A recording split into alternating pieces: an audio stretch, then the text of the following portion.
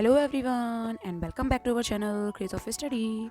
आज हम BEd third semester के मोस्ट इंपॉर्टेंट क्वेश्चंस की सीरीज़ का नेक्स्ट वीडियो देखेंगे। तो चलिए आइए शुरू करते हैं आज का हमारा वीडियो। पहला प्रश्न है, संप्रेषण के आधार पर टीम निर्माण के निहित तत्वों का वर्णन कीजिए। इसका उत्तर है, संप्रेषण के आधार पर टीम निर्माण के निहित तत्व। संप्रेषण के आधार पर टीम निर्माण के निहित तत्व निम्न हैं। पहला है अच्छा संप्रेषण, दूसरा है समस्या संप्रेषण, तीसरा है कर्मचारी संतोष। पहला है अच्छा संप्रेषण, जिसमें दल निर्माण के नेतृत्व में अच्छा संप्रेषण होना पहला मुख्य तत्व है।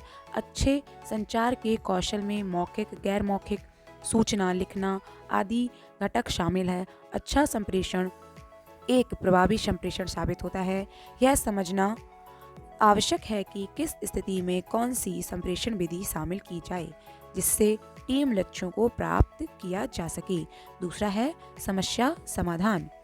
संप्रेषण के द्वारा समस्याओं का समाधान निकाला जा सकता है। अच्छा संप्रेषण टीम की वह कुंजी है जो सही रास्ता दिखाती है। संप्रेषण के माध्यम से दल के सदस्यों के मध्य स्थित आंतरिक व बाह्य समस्याओं को उजागर किया जाता है। तीसरा है दल सदस्य कर्मचारी संतोष। दल सदस्यों और कर्मचारी में उत्साह जन संप्रेषण कौशल संतोष पैदा करता है तथा कार्यस्थल के प्रति वफादारी की भावना को बढ़ाता है। जैसे दल निर्माणकर्ता, इससे संप्रेषण संबंधी और या सुनने वाला। आगे शाब्दिक या अशाब्दिक या अच्छा संप्रेषण। उसके आगे प्रभाव, समस्या समाधान, कर्मचारी संतोष होते हैं। दूसरा प्रश्न है, दल निर्माण में संप्रेषण की अवधारणा स्पष्ट कीजिए। इसका उत्तर है, दल निर्माण में संप्रेषण की अवधारणा। दल निर्माण या टीम बिल्डिंग का प्रत्यय हम लोग उद्योग, व्यापार, राजनीति तथा समाजशास्त्र में ही देखते आए हैं, परंतु वर्तमान में यह पाया गया है कि शिक्षा के क्षेत्र में भी दल निर्माण उतना ही महत्वपूर्ण है जितना कि अन्य क्षेत्रों में। टीम निर्माण में नेतृत्व के प्रत्यय की अहम भूमिका है। शिक्षा के नेतृत्व की उपयोगिता शिक्षा प्रशासन तथा शिक्षण अधिगम के क्षेत्र में उल्लेखनीय रूप से आते हैं। शिक्षा के क्षेत्र में कार्य कर रहे विभिन्न विद्वानों ने दल निर्माण के नेतृत्व की विभिन्न शैक्षिक सिद्धांतों तथा प्रकारों के संप्रेषण का आधार माना है। एग्जाम्पल है इसका, नेतृत्व के सिद्धांत प्लस संप्रेषण के सिद्धांत इज इक्वल टू दल निर्माण की अवधारणा। उदाहरण, नेस्बिले की नेतृत्व प्रणाली। संप्रेषण सिद्धांत का उदाहरण है संप्रेषण अंतःक्रिया, जिसमें शाब्दिक और अशाब्दिक। शाब्दिक के दो प्रकार हैं, प्रत्यक्ष व्यवहार, अप्रत्यक्ष व्यवहार। अशाब्दिक के दो प्रकार हैं, उत्साहवर्धक क्रियाएं और प्रतिवर्ध क्रियाएं। टीम निर्माण की अवधारणाओं में संप्रेषण की अहम भूमिका होती है, जो कि संप्रेषण के सिद्धांतों पर आधारित होती है। तीसरा प्रश्न है, टीम निर्माण में संप्रेषण के सिद्धांतों का प्रयोग समझाइए। उत्तर है, टीम निर्माण के संप्रेषण के सिद्धांतों का प्रयोग। टीम निर्माण में संप्रेषण के सिद्धांतों का प्रयोग दो प्रकार से किया जा सकता है। पहला है तत्परता का सिद्धांत, दूसरा है भाषा के उचित उपयोग का सिद्धांत। पहला, तत्परता का सिद्धांत। संप्रेषण तभी प्रभावी हो सकता है जब उसे प्राप्त करने वाला टीम सदस्य पूरी तरह से तैयार हो। प्रभावी संप्रेषण टीम सदस्यों के मध्य अभिप्रेरणा उत्पन्न करने व उनमें रुचि जागृत करने का कार्य करता है, जिससे दल के सदस्य दल कार्य को करने के लिए तत्पर हो सकते हैं या हो जाते हैं। दूसरा है भाषा के उचित उपयोग का सिद्धांत। दल की संरचना व स्वरूप उनकी कार्यशैली द्वारा परिणित होती है, जिसमें संप्रेषण के प्रमुख सिद्धांत भाषा की विशेष भूमिका निहित रहती है। जिस दल में नेतृत्वकर्ता की भाषा शैली प्रभावपूर्ण व स्पष्ट होगी, उस दल की कार्यशैली भी प्रभावपूर्ण व निर्णायक होगी। संप्रेषण के में भाषा के उचित प्रयोग में निम्न गुण होने चाहिए। पहला है भाषा की स्पष्टता, दूसरा है संक्षिप्तता, तीसरा है विचारों की सुबद्धता, चौथा है उचित अनुतान आदि। दल निर्माण की अवधारणा सिद्धांतों व निहित तत्वों के आधार पर दल निर्माण में संप्रेषण का महत्व और अधिक बढ़ जाता है। चौथा प्रश्न है, दल निर्माण के उद्देश्यों को स्पष्ट कीजिए। इसका उत्तर है दल निर्माण के उद्देश्य। दल निर्माण के उद्देश्य निम्नलिखित हैं। पहला है छात्रों में या समूह के सदस्यों के मध्य सहयोग की भावना का विकास करना। दूसरा है सदस्यों में संप्रेषण कौशल का विकास करना। तीसरा है समस्या समाधान करने की योग्यता विकसित करना। चौथा है बिना विश्वास के किसी भी समूह का संचालन नहीं किया जा सकता, अतः समूह के सदस्यों में विश्वास की भावना विकसित करना।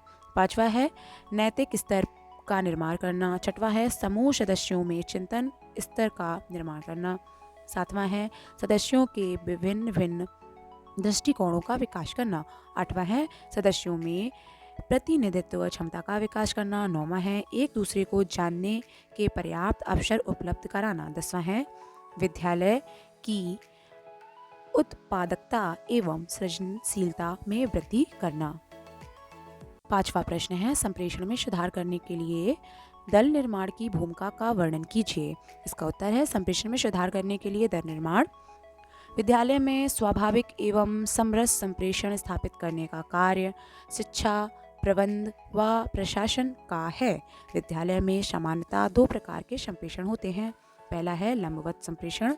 इसके अंतर्गत 2 प्रकार के संप्रेषणों को सम्मिलित किया जाता है। पहला है ऊर्ध्वगामी संप्रेषण, जिसमें छात्र शिक्षक और प्रशासन आते हैं। दूसरा है अधोगामी संप्रेषण, जिसमें प्रशासक शिक्षण एवं छात्र आते हैं। दूसरा है क्षैतिज संप्रेषण। शिक्षक अभिभावक एवं अन्य संप्रेषण में सम्मिलित सदस्य एक दल की तरह कार्य करते हैं और यदि इनमें संप्रेषण व्यवस्थित रूप से स्थापित नहीं होता है तो अनेक बाधाएं उत्पन्न होती हैं। अतः इसके लिए आवश्यक है कि दल के प्रत्येक सदस्य में संप्रेषण कौशल को विकसित किया जाए, क्योंकि बिना संप्रेषण के कोई भी समूह ठीक से कार्य नहीं कर सकता है। दल निर्माण उपायों के अनुसार टीम के सदस्यों में संप्रेषण योग्यता का विकास करने के लिए दल के सभी सदस्यों को कुछ आधारभूत योग्यताओं जैसे श्रवण, वाचन, लेखन कौशल और एक दूसरे को जानना आदि होना आवश्यक है। यदि दल के सदस्यों में इन योग्यताओं का विकास कर दिया जाए तो संप्रेषण सरलता से स्थापित किया जा सकता है। इसके लिए विद्यालयों में प्रतियोगिताओं, सम्मेलनों, खेलों, सांस्कृतिक कार्यक्रमों आदि का आयोजन समय समय पर करना चाहिए। सदस्यों के मध्य संप्रेषण की स्थापना 2 प्रकार से की जा सकती है। पहला है मौखिक संप्रेषण। मौखिक संप्रेषण कभी कभी सदस्यों के मध्य गलतफहमियां उत्पन्न कर देता है। दूसरा है लिखित संप्रेषण। जहाँ तक संभव हो लिखित संप्रेषण का प्रयोग करना चाहिए। इससे संप्रेषण प्रक्रिया में स्पष्टता एवं पारदर्शिता बनी रहती है। संप्रेषण में सुधार करने हेतु शिक्षक, प्रशासक और छात्रों को मिलकर दल निर्माण किया जाता है। दल निर्माण कर देने से सभी एक दूसरे के प्रत्यक्ष रूप से जुड़ जाते हैं और अपनी समस्याओं को सीधे उस समस्या से संबंधित व्यक्ति को अवगत करा सकते हैं। जब सभी सदस्य एक दल के रूप में कार्य करते हैं तो उनमें प्रभावी संप्रेषण स्थापित हो जाता है। 6वां प्रश्न है संप्रेषण किसे कहते हैं, स्पष्ट कीजिए। इसका उत्तर है संप्रेषण एक संवाद है, संपर्क है, एक दूसरे तक अपनी बात पहुंचाने का प्रयास है। हम बोलकर, सुनकर, देखकर, पढ़कर, चित्र बनाकर एक दूसरे तक अपनी बात पहुंचाते हैं और दूसरों की बात समझते हैं। संप्रेषण के मूल में यह विचार निहित है कि व्यक्ति समस्याओं पर परस्पर मिलजुल कर विचार करे और एक दूसरे के दृष्टिकोण को समझकर सामंजस्यपूर्ण ढंग से अपने कर्तव्यों का निर्वहन करते हुए लक्ष्य प्राप्ति की दिशा में सुगमता पूर्वक बढ़ सके। संप्रेषण के अर्थ को स्पष्ट करने वाली कुछ मुख्य परिभाषाएं इस प्रकार है। मिलेट के अनुसार संप्रेषण को किसी साझे में या के प्रयोजन की साझा समझ के रूप में परिभाषित किया जा सकता है। टीड के अनुसार संप्रेषण का मूल समान विषयों पर मस्तिष्कों में मेल स्थापित करना है। साइमन के अनुसार प्रचार के रूप में संप्रेषण को किसी एक ऐसी प्रतिक्रिया के रूप में परिवर्तित किया जा सकता है जिसके द्वारा निर्णयों को संगठन के एक सदस्य से दूसरे सदस्य तक पहुंचाया जा सके। F.G. मेयर के अनुसार मानवीय विचारों एवं भावनाओं का शब्दों, पत्रों, संकेतों अथवा आदेशों के माध्यम से आदान प्रदान करना ही संप्रेषण है। न्यूमैन एवं समर के अनुसार संप्रेषण दो या दो से अधिक व्यक्तियों के मध्य तथ्यों, सम्मतियों तथा भावनाओं का विनिमय है। EFL ब्रीच के अनुसार संप्रेषण एक व्यक्ति से दूसरे व्यक्ति तक सूचना एवं समझ का हस्तांतरण है। उपर्युक्त परिभाषाओं से स्पष्ट है कि संप्रेषण उस प्रक्रिया का नाम है जिसमें दो या दो से अधिक व्यक्ति अपने संदेश तथा इन संदेशों से संबंधित भावनाओं, विचारों, तर्कों तथा विचारों का आदान प्रदान करते हैं। 7वां प्रश्न है, संप्रेषण की विशेषताओं पर प्रकाश डालिए। संप्रेषण की प्रमुख विशेषताएं निम्नलिखित हैं। पहली है, संप्रेषण एक मानवीय प्रक्रिया है। दूसरी, संप्रेषण में अंतः प्रक्रिया होती है जो आदान प्रदान को प्रोत्साहित करती है तथा पृष्ठ पोषण देती है। तीसरा है, संप्रेषण की प्रक्रिया में अनुभवों की भागीदारी होती है जब तक उन अनुभवों पर सभी का अधिकार ना हो जाए। चौथा है, संप्रेषण के कारण प्रबंधन का स्वरूप सक्रिय तथा परिवर्तनशील रहता है। पांचवा है, संप्रेषण प्रक्रिया एक मार्गी तथा द्विमार्गी दोनों प्रकार की होती है, परंतु द्विमार्गी प्रक्रिया अधिक प्रभावशाली होती है क्योंकि इसमें पृष्ठ पोषण दिया जाता है और अंतः प्रक्रिया भी होती है। छठवां है, संप्रेषण वह साधन है जिसमें विचारों और भावनाओं की भागीदारी होती है। सातवां है, शिक्षण की प्रभावशीलता संप्रेषण की प्रभावशीलता पर ही निर्भर करती है। आठवां है, प्रभावशाली संप्रेषण की अपनी एक शब्दावली होती है जिसके सुनिश्चित प्रयोग होने पर संप्रेषण सार्थक होता है। नौवां है, संप्रेषण के लिए संदेश, लक्ष्य भेजने वाला, प्राप्त करने वाला, भाषा, विशेष वस्तु एवं माध्यम आवश्यक है। 10वां है, संप्रेषण ऊपर से नीचे तथा नीचे से ऊपर दोनों दिशाओं में होता है। 8वां प्रश्न है, संप्रेषण प्रक्रिया के प्रमुख घटक कौन कौन से हैं, उल्लेख कीजिए। उत्तर है, संप्रेषण प्रक्रिया के प्रमुख घटक निम्नलिखित हैं। पहला है, संप्रेषण के लक्ष्य।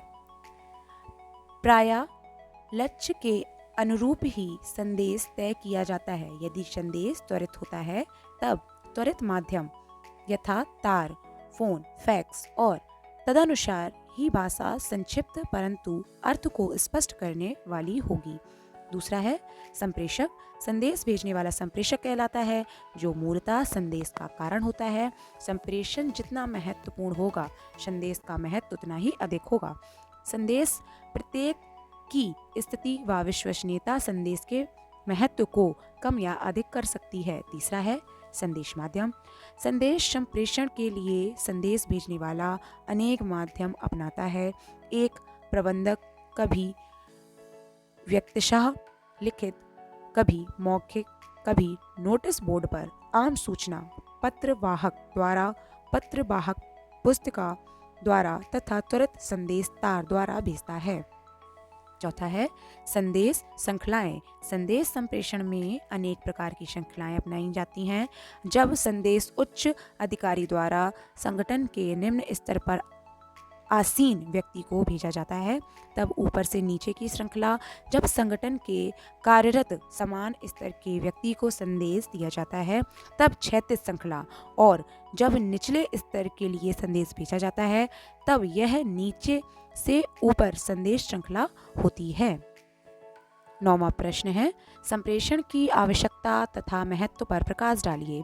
इसका उत्तर है, बिना प्रभावी संप्रेषण के समूह या समाज की कल्पना नहीं की जा सकती। संप्रेषण की उचित व्यवस्था के बिना कोई भी प्रशासकीय संगठन कार्य नहीं किया जा सकता, और यदि संगठन अनेक स्वरूप में अत्यधिक विस्तृत हो तब तो यह अनिवार्य हो जाता है कि उसके संचालन अथवा नियंत्रण के स्तर पर कार्य की प्रगति से संबंधित पर्याप्त सूचनाएं निश्चित समय पर मिलती रहें।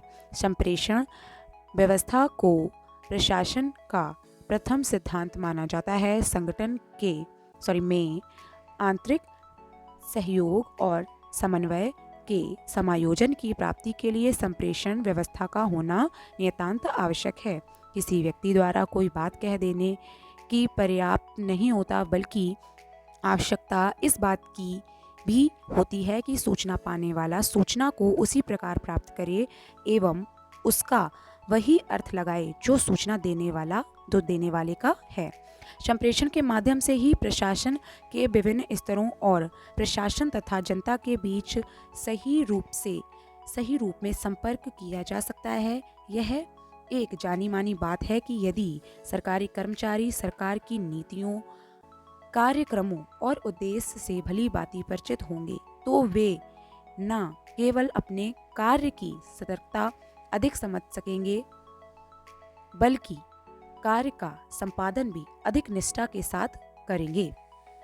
इसके अतिरिक्त यदि अधिकारियों को कर्मचारियों का विकास प्राप्त होगा तो वह उनके सहयोग के बल पर अपने कर्तव्यों का निर्वहन अधिक अच्छे ढंग से कर सकेंगे। आज के लोकतांत्रिक युग में प्रशासन और जनता के बीच संपर्क रहना भी आवश्यक है। यदि प्रशासन जनता से अलग थलग रहता है तो लोकतांत्रिक व्यवस्था का कोई मूल नहीं रह जाता। यही कारण है कि आधुनिक लोकतांत्रिक व्यवस्थाओं में सरकारी विभागों में सूचना प्रचार एवं जनसंपर्क अधिकारियों की नियुक्ति की जाती है। आज लगभग सभी राज्य सरकारों ने सूचना प्रकाशन और लोक संपर्क स्थापित कर लिए हैं। प्रबंध संबंधी साहित्य संप्रेषण विषयक लेखों से परिपूर्ण है। वस्तुतः आज का युग संप्रेषण का विचार व्यवस्था का युग है। संचार व्यवस्था के कारण ही आज औसत दर्जे का आदमी भी अपनी सरकार और अपने पड़ोसियों से अधिक निकट है तथा वह अपने चारों ओर के जीवन से अधिक एक रूप अनुभव करता है।